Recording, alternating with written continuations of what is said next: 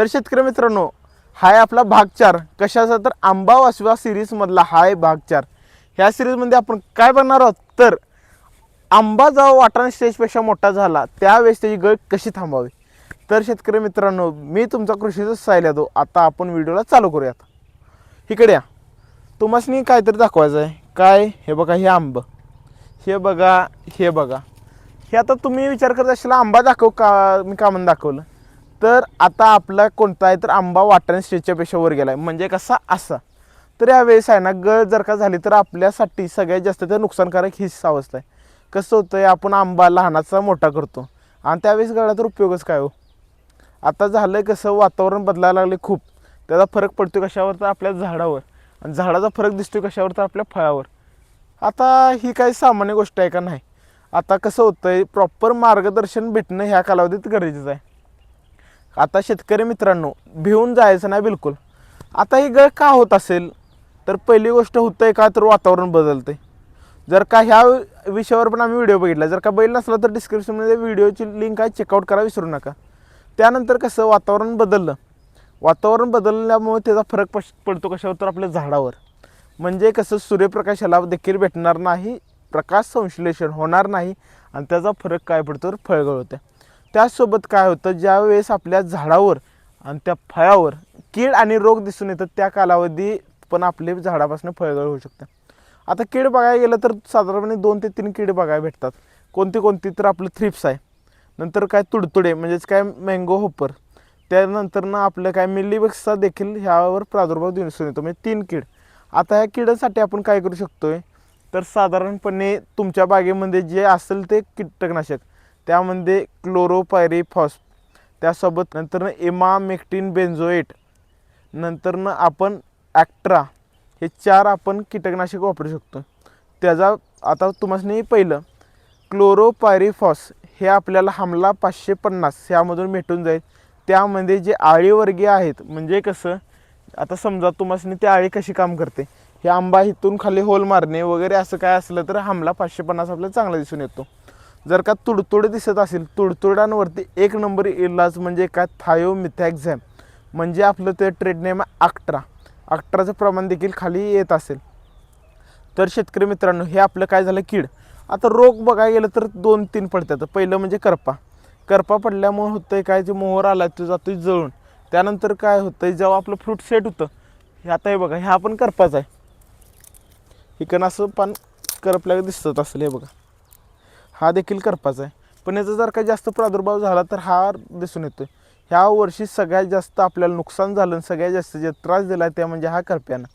त्यानंतरनं कुठला येतो तर भुरी रोग. भुरीमुळे काय होतं, मोहर अवस्थेत आलं तर त्याचं कार्य काय होतं तर मोहर वाळून जातो आणि फळाच्या दरम्यान पडलं तर फळगळ होते. त्याचसोबत आता हे काय झालं कीड आणि रोग.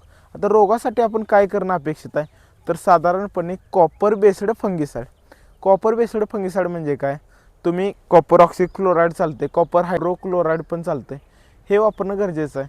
आता ह्याचं कार्य काय असते, आता ही असते नाजूक अवस्थेत जर का आपण दुसरं कोणतंही जर का हार्ड बुरशीनाशक जर का वापरलं तर ते आपल्याला फळगळा अजून प्रभुत्व देऊ शकतं. म्हणून आपण काय करणं गरजेचं आहे तर जे सॉफ्ट आहे त्याला ॲडॉप्ट करेल, ह्या कालावधीत फळगळ थांबवल, हे आपण बुरशीनाशक वापरायचं आहे. कॉपर ऑक्सिक्लोराईड म्हणजेच काय आपलं तर ब्लू कॉपर, ते देखील प्रमाण खाली येत असेल. आता हे झालं की कीड आणि बुरशी. पण शेतकरी मित्रांनो, आता टेम्परेचर वाढतं, टेम्परेचर वाढलं पण त्या फरक कसा पडतोय तर झालं आहे कसं शेतकरी मित्रांनो, साधारणपणे बऱ्याचशा आंब्याच्या बागेमध्ये फळं कट होतात आणि पडून जातात.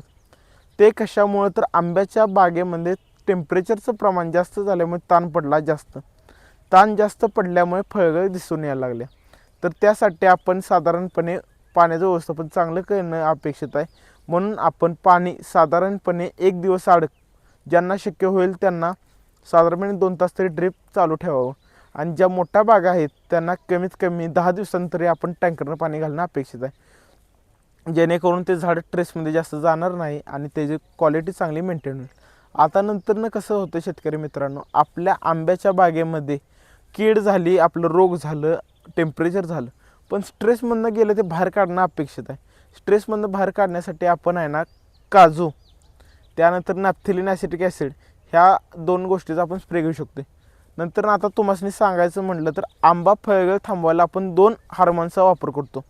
पहिलं म्हणजे नॅफ्थॅलिन ॲसिटिक ॲसिड, त्यानंतरनं आता हे जर कार्य कसं असतं आणि ते कधी वापरायचं ते सांगतो. पहिली गोष्ट नॅफ्थॅलिन ॲसिटिक ॲसिड. नॅफ्थॅलिनचा आपण आहे ना पहिला स्प्रे साधारणपणे फ्लावरिंग झाल्यानंतर जेव्हा बारकं असतं मोहरी एवढा आंबा असतो त्यावेळेत आपण घेतो. त्यानंतर कधी घेतो जर काय असं फ्रूट सेट झालं ह्याच टायमिंगला एक दुसरी फवारणी घेतो. ह्याच्यामुळे काय होतं आहे फळगळ थांबते. दुसरं काय CPPU म्हणजे काय, त्या CPPUचं कार्य काय आहे साधारणपणे हे स्ट्रायचं झालं की ह्या वेळेस देखील CPPU वापरलं तर फळगळ थांबू शकते. आता ह्या सगळ्यानंतरनं काय असतं स्ट्रेसमधनं बाहेर काढायला आपण काजू देखील वापरू शकतो. ते काय तर ट्रेनियम आहे खाली त्याचं येत असेल कंपाऊंड देखील येतच, त्यात ऑलेलोस सॅलिसिलिक ॲसिड असते, त्याचं पण कार्य एकदम क्वालिटीत होतं. हे आपल्याला ॲग्रोस्टार देखील तयार करतं, त्यांचा रिझल्ट खूप चांगला आहे. त्यानंतरनं आता काय होतं तर न्यूट्रिएंट्सची कमतरता. न्यूट्रिएंट्स म्हणजे काय घटक असे असतात की त्याचा फरक आता वाढीवरतो. म्हणजे आपल्या फळाला वाढीसाठी कुठलं घटक गरजेचं तर सांगतो. त्याला स्फुरद लागते, पालाश लागते, नंतर मायक्रोन्यूट्रिएंटमध्ये बोरॉन आहे, झिंक आहे, कॅल्शियम आहे आणि फेरस आणि मॉलिब्डेनम हे आपले मेन 7 आपलं काय असतात कर्न्यूट्रिएंट्स आणि मॅक्रोन्यूट्रिएंट्स हे जर कार्य करणं गरजेचं आहे. आता हे जर का आपण दिलं नाही तर कसं होतं तुमच्या झाडाची वाढ हे पूर्णपणे थांबल्यागतच होते आणि झाडाची जर का वाढ थांबली तर फळाची साईज वाढणार नाही, मग ह्या कारणाने देखील फळगळ होऊ शकते. आता हे आपण बेसिकली बघितलं की फळगळ का होते आणि कंट्रोल मेजर आता बघणार आहे.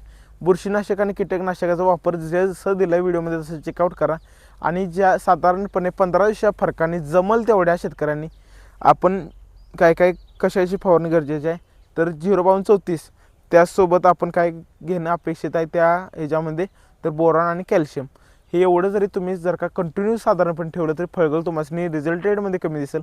आणि जर का कुठल्या शेतकऱ्यांची काय अडचण असली तर खाली माझा नंबर आहे तेव्हा कॉन्टॅक्ट करा, तेवढं विसरू नका. अजून एक सांगायचं विसरलो शेतकरी मित्रांनो, इथून पुढे आता आमचा जो पुढचा पार्ट आहे त्यामध्ये आम्ही काय सांगणार आहे जे फळाची साईज आहे ती वाढवण्यासाठी कोणता स्प्रे घेणं अपेक्षित आहे, म्हणून तो व्हिडिओ शेवटपर्यंत नक्की बघा. आणि आत्तापर्यंत जर का थांबला तर सबस्क्राईब करा विसरू नका. आता जेवढं जमल तेवढं जास्तीत जास्त शेतकऱ्यांना हा व्हिडिओ शेअर करा जेणेकरून त्या पण शेतकऱ्यांना फायदा होईल. आणि जे आपल्याला ह्या वर्षी प्रॉब्लेम झाला आहे त्यावर देखील आम्ही एक व्हिडिओ बनवून देत आहे. हीच सेम अवस्था आपल्याला 1997 आणि 98 साली देखील झाली. ते केस स्टडी बघा विसरू नका आणि आम्हासनी सबस्क्राईब करायला विसरू नका.